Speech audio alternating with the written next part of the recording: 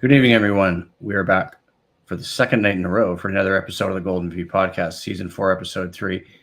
And given the fact that we were talking about lacrosse in the Mann Cup last night with Vancouver Warriors captain Brett Mitsky, today we are talking about Vancouver Canadians playoff baseball against the Spokane Indians with Niall O'Donohoe from CsPlusBaseball. And if you're following and watching the live, you're going to watch it after on our YouTube channel. You can see that I got the C's Plus Baseball website prominently featured. So Niall has been contributing with us all season, which is awesome. We've tried to do this once a month, and so we're here. I don't know if I'd call this a special edition now because we would have wrapped up the season probably this week anyway. But with two games of playoff baseball scheduled for Tuesday night and Wednesday night at Rogers Field at Nat Bailey Stadium, this has to feel pretty good heading into this game. Well, I'll tell you what, after the way the first half ended, we weren't really sure how the second half was going to go, but it went really well. The Canadians using a 9-0 start, and that was really the difference between them and the Hillsborough Hops. And another factor as well that played into it was a rule change by Major League Baseball. If they had decided to go by overall record, including first half and second half, both teams, Vancouver and Hillsborough, actually are tied in terms of winning percentage. Vancouver I looked that up last week. 68 and 61. Hillsborough 69 and 62. And of course, the discrepancy was rainouts. Of course, 4 games rained out against Spokane back in April. So I was at that game or worked that game. Yeah, I guess in a way. We tried to. I guess in a way, we're making 2 of those games up. So maybe that's maybe the way of the way the baseball gods kind of even things out. We get the 2 games of the postseason. So that's not too bad a trade, really, when you think about it. Of course, the Canadians would have preferred to have all 4 games played back in April, but Mother Nature said no to that. But we're going to get 2 back. Well. Yeah, I'm just going to show that Northwest League thing because some really interesting stuff about the Northwest League, right? Because I was looking at that too last week. I remember texting you. They were tied, Vancouver and Hillsborough. And I was looking at the first half record. I remember the first half record. We were 5 out of 6 in the Northwest League, right? Like we didn't even, right? Like, I mean, we weren't anywhere close. And you're right. We start the second half with that 9-0 run. We continue on with, and I've got Saturday's lineup card here with me. And I've got a bunch of the Spokane Indian ones too, because what I really want to highlight that stood out to me, actually I have Fridays. I have Fridays here with me, not Saturdays, but that doesn't really matter. Was that lineup that had Jackson Hornung, Peyton Williams, Javon Ward, and I guess Jace Borfin took the day off for that game. Right. But I think you and I can agree that turnaround in the second half is largely responsible because of those 4 gentlemen.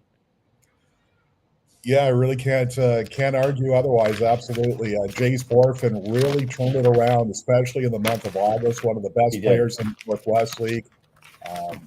And apparently it had to do with, I guess, a toe tap. He found something mechanically that was working for him.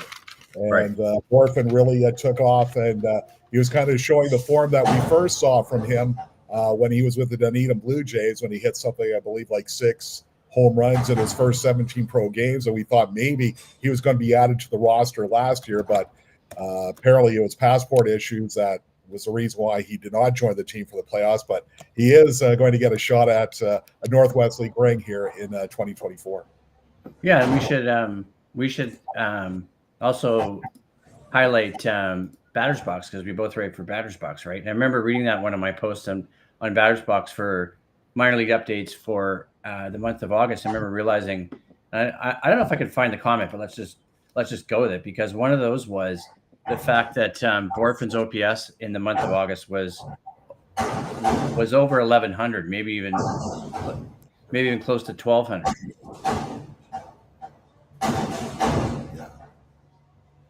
Sorry for the banging. It's a little bit of construction going on out here. Oh yeah, no, that's okay.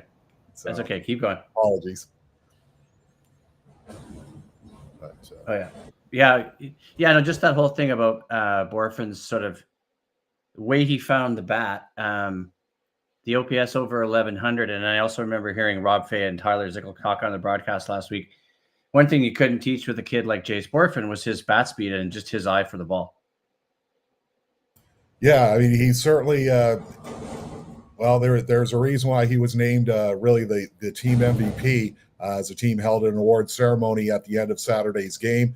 That's right. Yeah, he always showed a very good eye at the plate. I mean, the home runs were not coming at all for Jace in the early going. I believe it was until May he finally connected. But, you know, he did wind up with, I believe, was 13 or so home runs, 12 or 13. I don't know the number exactly, but he started to tap into the power, and he was starting to hit some doubles, a few of them going off the wall, the big wall in right field at the net. So, yeah, it was good to see Jace get things turned around and really finishing up strong here in 2024. Yeah, and that's one of the things we should touch on is the team awards on Saturday night. One of the neat little moments there, just looking at some old lineup cards against the Indians that I have from this game in April, way back on April 23rd against the Spokane Indians, was Desan Brown still received a team award despite the fact that he has been promoted to New Hampshire. And I thought it was a really nice tribute that he gave that they played on the Canadian scoreboard after the game. It was, and I think that's getting a chance to know Desan a little bit. That did not surprise me. That's the kind of young man he is. Very thoughtful, and just a good guy, good overall teammate. And yeah, he's definitely missed, but he's starting to pick things up in New Hampshire. So hopefully things will continue to go well for him. We were lucky to have Desan as long as we did in Vancouver. Had it not been for an injury back in July, he probably would have been called up sooner. Of course, the trade deadline came. RJ Schreck, the former Everett Aquasock, was picked up in a trade from Seattle in exchange for Justin Turner. That kind of blocked Desan Brown from getting the call up to New Hampshire, but eventually he did get the call up to go to the Fisher Cats. So, yeah, he was an electrifying player to watch. Really enjoyed watching him play center field and watching him run the bases and steal bases. It was just a lot of fun to watch. All right, so let's dig into some stuff for tomorrow night because I've got these Indians lineups in front of me. I'm looking at last Tuesday's lineup against the Eugene Emeralds, but let's go down and try and come up with a mock lineup for tomorrow night, or look back at some previous lineups, even last Tuesday's. We start with Jace Borfin. We've got Adrian Pinto. We've got Peyton Williams. We've got Jackson Hornung. We've got Javon Ward. We've got Jay Harry. This is last Tuesday's. Nick Goodwin, Jacob Sharp, Brennan Orff, and Ryan Watson. And then obviously with the team awards too, before we get to who do we think is going to be a mock starting lineup for tomorrow night, we should mention Kendry Rojas as well. Yeah, Kendry Rojas was tremendous, and his last start only gave up one run, and that was the only mistake he made, really. I know. Over 6 innings. And the pitcher he pitched against, Cesar Perdomo of the Eugene Emeralds, was the one who won the Northwest League Pitcher of the Week. Had the Canadians maybe taken advantage of one of their bases-loaded opportunities that day, maybe it could have been Kendry Rojas walking away with the hardware, but it wasn't to be. But he certainly finished up the regular season strong, and hopefully we're going to get to see him pitch in the playoffs. It's going to be interesting to see what they do with the rotation. We haven't gotten an official word yet, but it looks like it'll probably be Ryan Watson and maybe Jerron Watts-Brown for games 1 and 2 if they're going to stay with their regular rotation. Right. Of course, there's no game Thursday because the series will pick up Friday. So will it be Connor O'Halloran, who's been the Thursday starter, or will it be? Yeah, I was thinking that too, actually. That's yeah, and there's a couple of things we should add. I know you and I talked about will it be in Spokane based on what's happening with Spokane Stadium. A couple of things I picked up there too from my Wednesday night batters box updates. I write the content, but sometimes I cut and paste from the previous week, and I always got a Jerron Watts-Brown Wednesday start a lot of times recently, and also obviously Connor O'Halloran's Thursday start.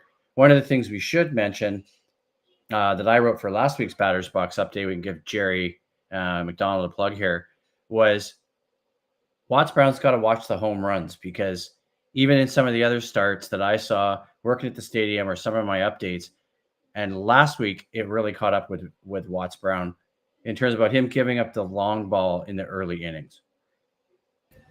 Yeah, it was a tough one for Geron, unfortunately, Wednesday. Of course, the other thing is he wants to cut down the walks, and of course, you kind of have to walk the fine line. Yeah, you throw strikes, but maybe not too good of strikes for the other hitters to take advantage. But we've seen Jerron Watts Brown. I mean, I think he's been better than perhaps what the overall numbers have shown. So I'm sure he's going to redeem himself. It looks like he will get the start in Game 2. Certainly looking forward to seeing him pitch because you definitely see flashes of the talent. You certainly do. You certainly do. And you certainly do. He's a first-round pick last year. And I was writing for Batter's Box all season. I'll drop that in the chat here.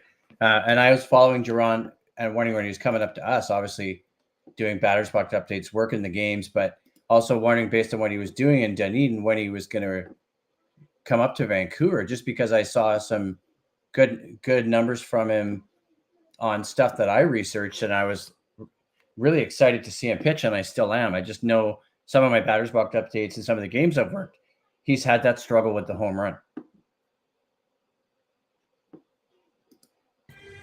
Yeah, that's going to be the key because you can't be making mistakes to a power-laden team like Spokane.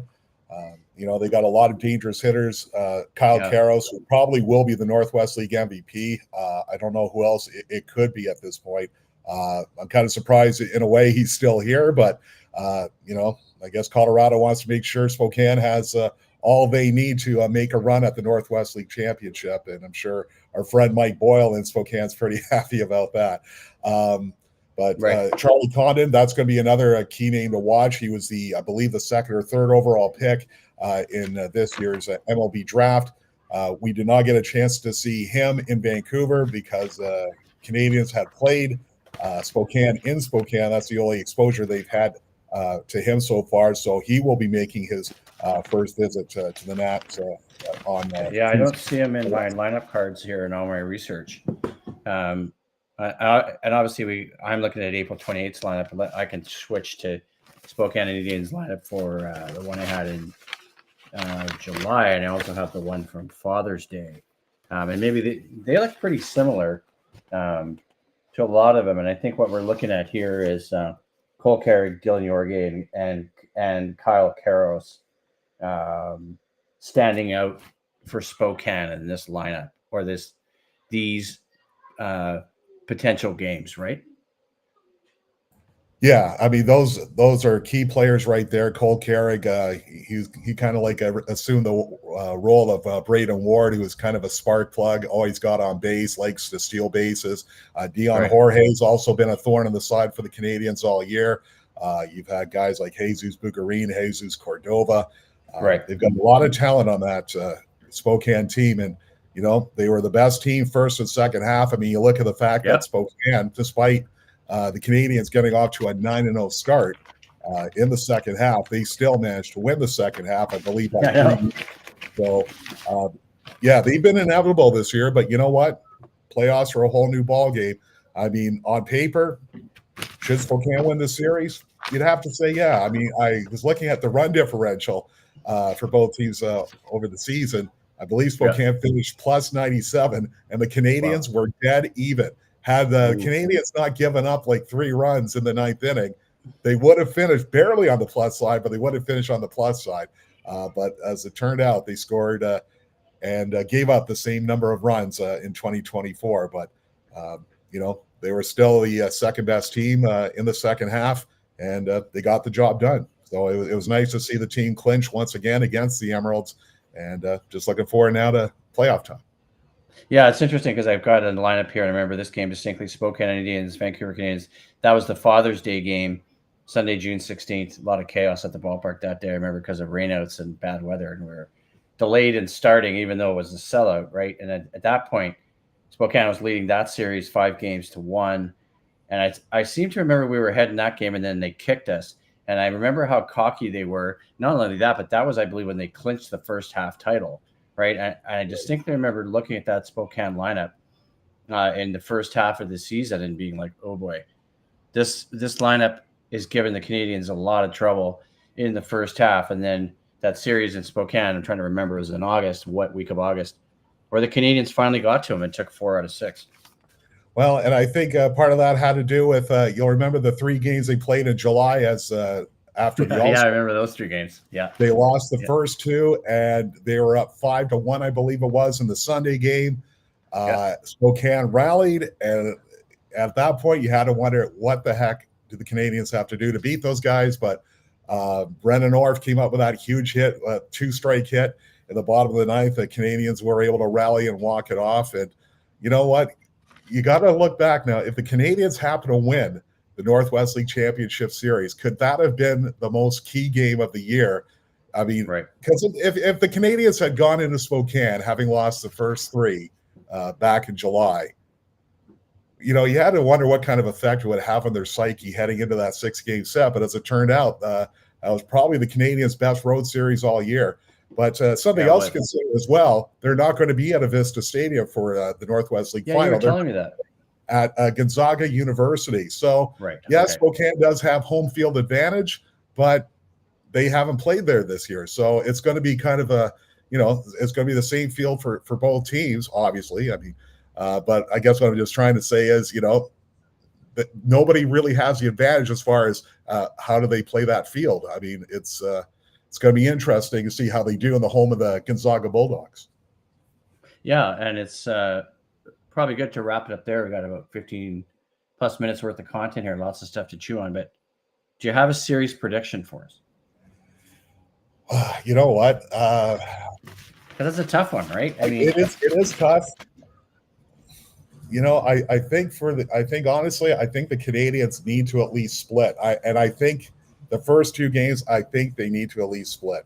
That's what I was thinking too. Kind of strange to say, but you have to consider the fact the Canadians haven't beaten the Indians, I believe, in an 8.5 inning game. It's either been over 8.5 innings, and I believe the other one they won was a 7-inning game. It was they split a doubleheader when they finally did get to make up some of those games. So, yeah, as strange as it is to say, yeah, I mean, Nat Bailey Stadium to Spokane has been like Avista Stadium West. I mean, they have definitely owned the Canadians. So yeah, they have. But if they get the split, I think it's going to be interesting. I think it's going to end in 4. That's my. It's not very often that series go to 5 games. I believe there was one series Tri-City and Hillsborough did go to 5 games, but I see it ending in 4. And I don't know. It's going to be very similar to last year. I think there will be a split, and whoever wins Game 3 will probably win the series. All right. Thanks, Now. Let's wrap it up there. Throw a couple things out. CsPlusBaseball.ca for your website. Game tomorrow night, 7:05 at the Nat. Looking at the Canadian social media. First 500 fans get some, looks like rally towel giveaways, which sounds kind of cool. That's right. And just sharing a couple more things here. Facebook.com, CsPlusBaseball for you. Facebook.com/Golden V Podcast, GoldenViewPodcast.ca. And obviously, we're on Buzzsprout, buzzsprout.com/186-9778. Thanks for doing this Now. We'll talk to everyone soon.